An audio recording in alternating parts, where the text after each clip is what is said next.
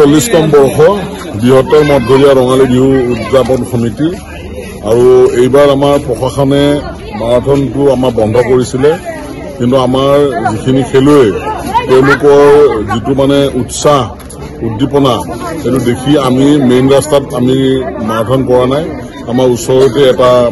industry আছে India carbon বুলি তেওঁলোকৰ পাহাৰে পাহাৰে এটা ৰাস্তা আছে বৰ ধুনীয়া ৰাস্তা য'ত নেকি কাৰো অসুবিধা নহয় তেওঁলোকৰ অনুমতি সাপেক্ষে ইয়াৰে জেনেৰেল মেনেজাৰ শ্যামল ভট্টাচাৰ্যই তেওঁ সহযোগ কৰিছে তেওঁ অনুমতি আমাক দিলে যিহেতু ইয়াতে কোনো অসুবিধাৰ সৃষ্টি নহয় আৰু সেনেকে আমি আজি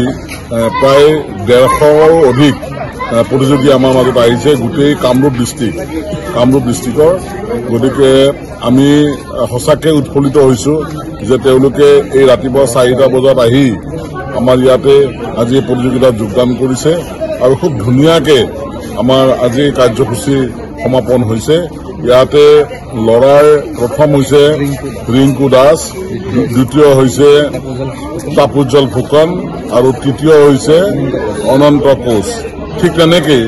ছোৱালীৰো আমি মাৰাথন দিছিলোঁ ছোৱালীৰ প্ৰথম হৈছে ৰেখামণি শইকীয়া দ্বিতীয় হৈছে সংগীতা বৰদলৈ আৰু তৃতীয় হৈছে হেপী গগৈ গতিকে আমি আটাইকে ধন্যবাদ জনাইছো লগতে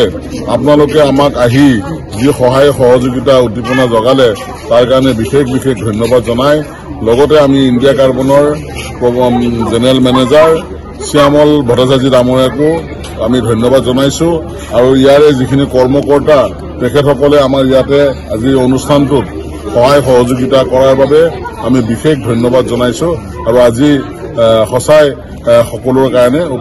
ভাল এটা দিন গুড মৰ্ণিং হেপী বিহু